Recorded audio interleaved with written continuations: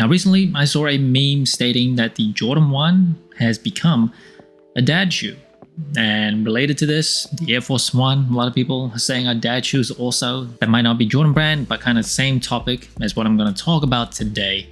And that is, are Jordan brand shoes officially dad shoes? Now, there's a lot of people that are going to dispel that claim. A lot of Jordan brand fans are going to be defensive. They're going to be like, how dare you call these things that I have on my feet, these delicious shoes, dad shoes, which kind of is a derogatory term for sneaker culture. But my answer is, of course they are. What is even the debate? That is just how it's supposed to play out. Now, let me remind you, the first Jordan brand shoe, the Air Jordan 1, originally came out in 1985, before I was born, before many of you were born. Even the first batch of retros that came out in 1994, they brought back the Jordan 1s and the Jordan 3s that year. They sat on racks. Man, people didn't really give a shit about them. And by that time, people like me were already born. I was about 5 or 6 years old, depending on the year that you're talking about. But I was born entering into my adolescent years, and I am now in 2026, even though I don't have a kid, but I'm officially entering that dad era stage of my life. And I obviously still love Jordans. Those are the majority of the shoes that I review on this channel. But back in the 90s, I actually did witness Jordans becoming more and more popular, and going to school, seeing certain people have Jordans, seeing the adults have Jordans, and wishing that we had them. So it's not just me. Imagine all the 90s kids and kids that entered their teen years in the 2000s feeling the same way.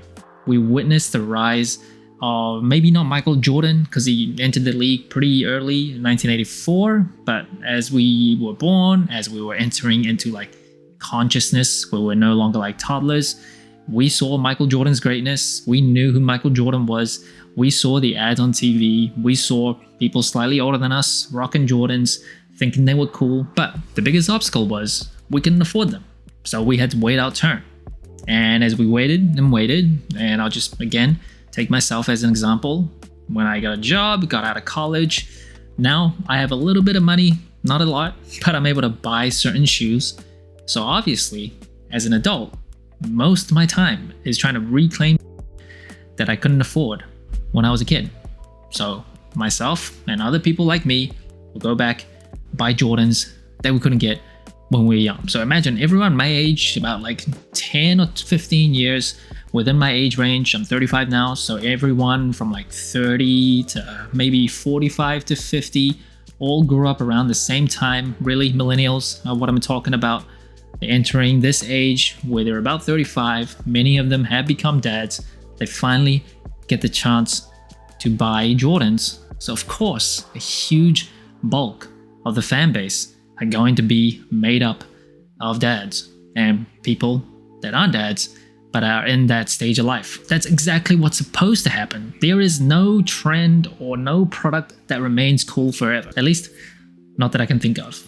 And honestly, culture and what is cool is really defined by the youth. And if we look at the youth today, so many of them really don't know how good Michael Jordan was, or they don't really comprehend it, or they don't believe it. They kind of look at old tapes, how basketball was played back then compared to now, and they're like, yo, they couldn't even shoot threes back then. So they look at Jordan, look at MJ, and they're like, what is the big deal? And on top of that, they were kind of born into a world where Jordans are already as big as they are today, $1 billion company. They didn't see the rise of prominence, which for so many is actually what makes a brand or product really cool. That was the reality from day one. I imagine a lot of people from like the 50s, 40s, 60s maybe, they think of McDonald's a little bit differently than people who think of McDonald's now. They probably saw the first McDonald's and then saw how it blew up and how it really expanded to now, I believe, there's a McDonald's in every single country in the world. But for us, being born into a world where every corner has a McDonald's, there's nothing too special about it. And that's their Jordan brand. What is exactly cool about Air Jordans? Everyone has them. They're already super mainstream. There's nothing kind of counterculture about them. They don't get to say, I knew about this brand before everyone else.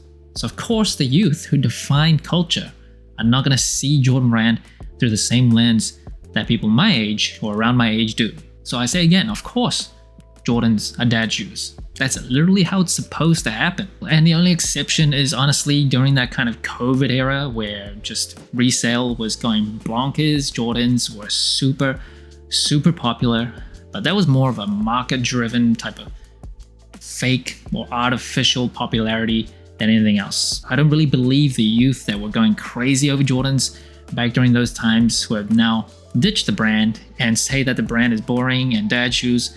I don't believe they really ever loved Jordans the same way we do, and that's fine. They don't have to. I believe that was a very temporary and artificial market-driven hype cycle that didn't really honestly reflect where the product cycle and product maturity of Jordan brand was headed. So now we're here. Millennials are about 5 to 15 to 20 years into their career. They have some money that makes up the bulk of Jordan brand fans and buyers. Jordan brand is officially a dad shoe brand. And so what? These things happen in cycles all the time. 20 years from now, the dad shoe Jordan 1 is going to be what's cool. And it's funny because we've seen the oversized tees and baggy jeans and baggy pants make a comeback, and a lot of young people think that is the style now. And it's hilarious because back in high school in the early 2000s, that was just the shit that we would rock. Baggy white tees with the baggy pants, sometimes with an NBA jersey over it. That was fashion. But now it's retro. Now it's old school. So these things always come back around, and the people laughing now and thinking Jordan's being dad shoes, it's somehow like a diss on you, they're going to regret it because they're going to wish in 10 to 20 years time that they held on to whatever dad shoe Jordan that they should have kept, because by then it'll be the hot thing. You see that Jordan 1 that you're laughing at right now? Keep laughing, because in 20 years when they bring it back for the 5th time again, when people are clamoring for those things, you don't get to say that you already have them. You don't get to say you knew it was cool before it was cool. And it's hilarious, people thinking it's like an insult while wearing like New Balances, not realizing literally 15 years ago the shit they're rocking is what we as kids thought were dad shoes.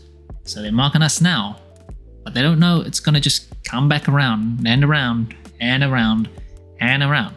Now, I'm not a dad, even though I'm of that type of age, but I do know from all the dads that I have spoken to that being a father, at least the people that aren't deadbeat dads, being a father is one of the most rewarding experiences ever.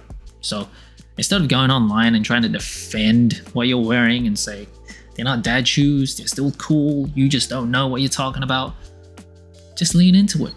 Okay, they're dad shoes, and so the what? Because maybe by the time we're granddads, when the hype cycle comes all the way back around, we might be the coolest OG granddads that they've ever seen. So that's it. Thanks for watching. So inclined. Let me know what you think about dad shoes, what you think about Jordan brand in general. Like, subscribe, comment, all the good stuff. And remember, tomorrow may never come, so wear your shoes.